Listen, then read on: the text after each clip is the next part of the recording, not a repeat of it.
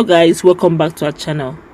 There is no one tribe that has monopoly of internal crisis, as more groups are coming up to fight the issue of Yoruba nation. But before we go into the newspaper and further analysis, would you like you to subscribe to our channel by clicking on the red subscribe button. Beside it, you see a bell notification icon. Please go ahead, click on it to get notified as soon as we update our channel on YouTube. Two leading Yoruba socio-cultural groups are currently at loggerheads over the alleged secession agenda being championed by one of the groups for the southwest of Nigeria to break away from Nigeria and become an independent nation. The two groups are Yoruba World Congress, YWC, which is an umbrella body over more than 150 pan-Yoruba self-determination organizations under the leadership of its President General, Professor Banji Akinoye, as well as the Yoruba Appraisal Forum (YAF) under the leadership of Adesina Animashaun. The YWC addressed a press conference at its headquarters, Bodija, Ibadan, the Oyo State capital, on Tuesday and re-established a vote of absolute confidence in the leadership of Akinoye. Also, the YAF staged a peaceful protest march to the Oyo State Governor's Office, Agodi, Ibadan, on the same Tuesday against alleged secession agenda of YWC. The YAF also presented a protest letter to the Governor Seyi through his executive assistant on security, Mr. Sunday Oduduwa, who said, "We have received your letter. We shall deliver your message to the governor. Now that you have expressed your reservations, we assure you that we shall address the matter."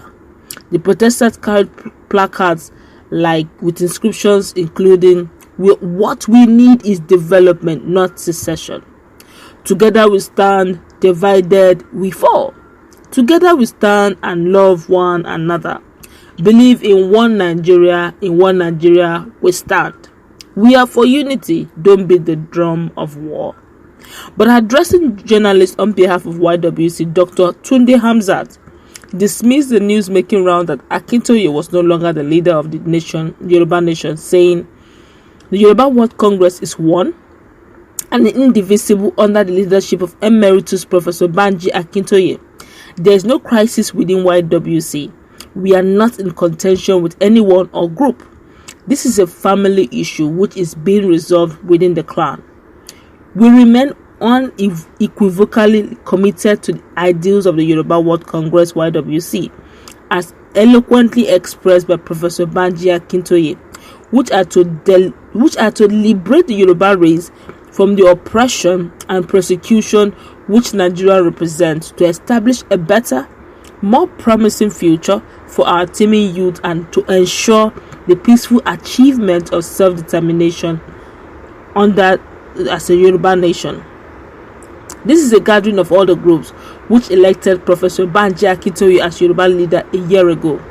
They are the various groups which came together to form the Yoruba World Congress. These groups are gathered here again in Ibadan 1 year after that momentous event to re-establish a vote of absolute confidence in the leadership of Professor Banji Akinoye. Hamzat, who said the brains behind YAF are 4 members of YWC that were suspended based on certain issues, also noted that Akinoye emerged leader of Yoruba nation on August 22nd, 2019. And within 1 year, more than 100 Yoruba, both in Nigeria and in diaspora, have been admitted into the YWC, saying, "Our admission into the Unrepresented Nations and Peoples Organization (UNPO) within a year of our existence is novel and commendable. Though Dual Nation project is on course, we appreciate the effort of Professor Banji Akinoye and other leaders in this respect. The protection of lives and properties of the Yoruba and other ethnic nationalities domiciled in the Southwest geopolitical zone is of paramount importance to YWC leadership. We commend the courage exhibited by our governors in the establishment of Amotekun, even in the midst of hostility and intimidation by the powers that be. The water bill at the National Assembly represents a background maneuver to bring back Roga and further appropriate more of the resources of Yoruba land. It therefore stands totally rejected by the YWC. In equal effect, the Karma Bill cannot stand because it puts the control of one religious group under another. It represents the ruthless deployment of power by the Muslim North to further continue the Islamization and Fulanization of Nigeria.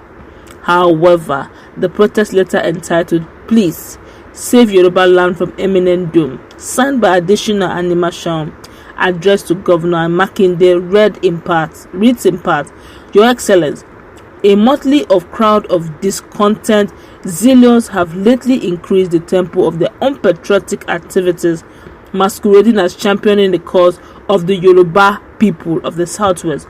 Their activities at best qualify for nothing good."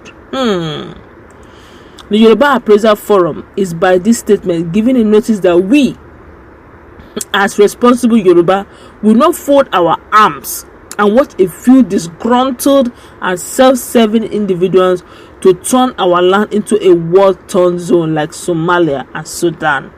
If it ever becomes imperative for Yoruba land to break away from the rest of Nigeria, it should be a collective decision of all the Yoruba people within Nigeria and in the diaspora. The recent activities of the Yoruba World Congress and its cohort underscore the need for government and security agencies to be more informed about the tendencies of these groups. Very soon they'll be proscribed. Sorry to say this, but from what we are seeing now, they're even fighting themselves. Now let me give you a quick review, a quick overview of this particular story, this particular news. A week ago, or thereabout, a week or 2 weeks thereabout, there was an internal crisis that emerged from Yoruba group, this Yoruba World Congress. It has been formidable before now. It still is formidable, and they have also registered themselves in UNPO. But during the elections, the build-up of the elections to get some persons into some certain seats, 4 of their old, strong members, I'm talking about founding members, card-carrying members, these are very learned people, some of them professors, some of them doctors, 4. They became, I don't know, they refused to tell the whole world, as in the masses generally. It was an internal hustle, internal crisis.